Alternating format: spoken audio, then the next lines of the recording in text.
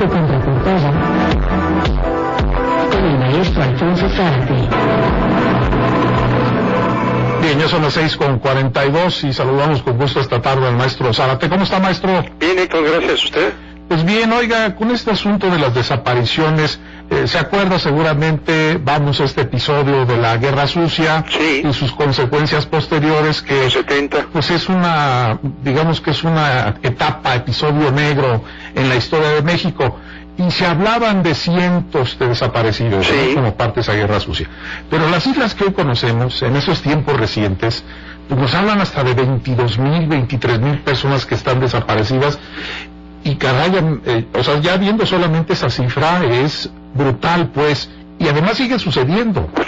Sí, Héctor, a mí me parece que este tema de las desapariciones nos refiere un horror que desgraciadamente no cesa. Yo creo que difícilmente podemos imaginar una experiencia más brutal que la de sufrir la desaparición de un hijo, de una hija, de un hermano, de un padre.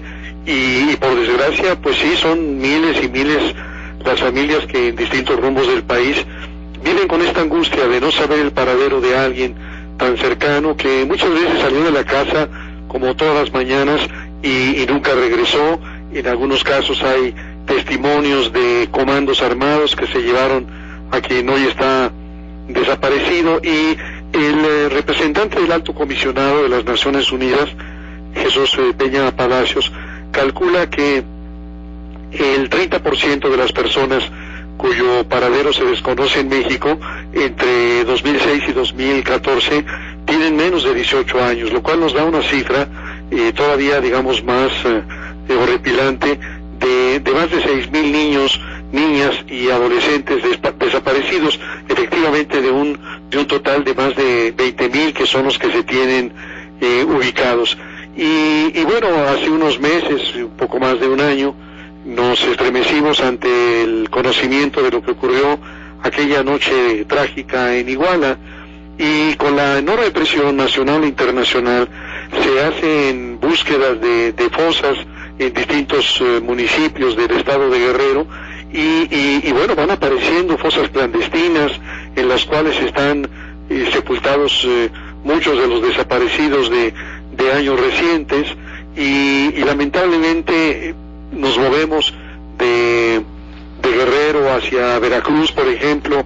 En estos días está el tema de los 5 muchachos desaparecidos en Tierra Blanca, y ocurre algo similar a lo de Iguala. Sí. Las autoridades, con la enorme presión de la sociedad y de los medios, están buscando, encuentran también fosas clandestinas y encuentran otros cadáveres, los estudian y concluyen que no son los 5 muchachos que están buscando, pero son otros igualmente importantes para sus familias que desaparecieron y que no han encontrado un respiro, un reposo. Y otro caso, Héctor, gravísimo, sí, es el que se reporta en Ciudad Cuauhtémoc, Chihuahua.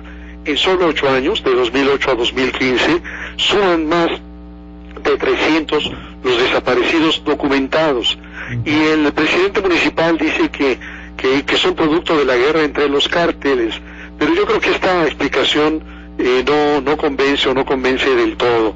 Efectivamente, algunas de las desapariciones pueden explicarse por la guerra entre las bandas, por el control de la plaza.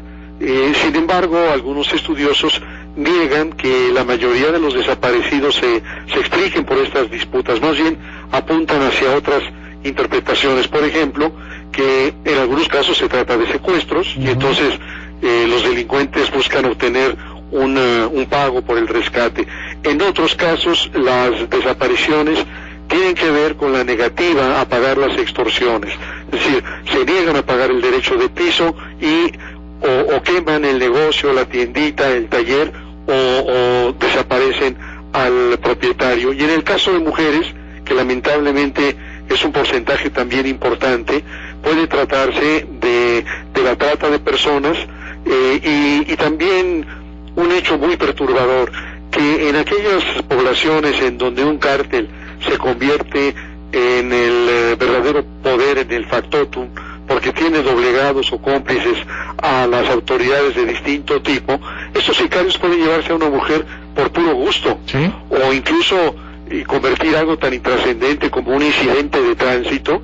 Amigos míos me platican que en algunas de estas poblaciones ven un vehículo de esas camionetas con los vidrios polarizados, etcétera, y le abren el paso, porque hasta tocarles el claxon puede generar una reacción violenta. Así que al día de hoy más de la mitad de los casos de desapariciones forzadas se ubican en Tamaulipas, Nuevo León, Coahuila, Chihuahua, Baja California y Sonora, pero estas desapariciones forzadas están también en muchas otras regiones, por ejemplo en Morelos. En Morelos se ha documentado en menos de 3 años la desaparición de 1,012 personas, de las cuales 111 menores de edad. Y uno se pregunta, ¿son las cifras reales? Seguramente que no, es una cifra que no se empata con la cifra negra, por una razón muy simple, Héctor, porque hay tal desconfianza de la sociedad en sus autoridades, que temen que a la hora de presentarse a una agencia del Ministerio Público resulte que estos están coludidos con los criminales. Así que todo esto genera una impunidad que potencia esta violencia criminal. Y yo creo que para contener este fenómeno sí, no es suficiente la acción de nivel federal, de la Comisión Nacional de Seguridad, de la Fiscalía en esta materia.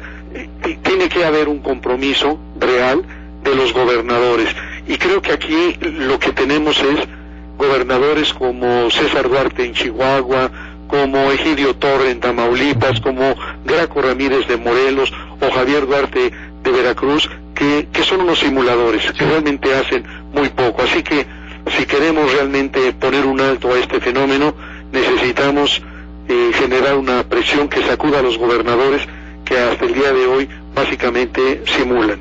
Así es.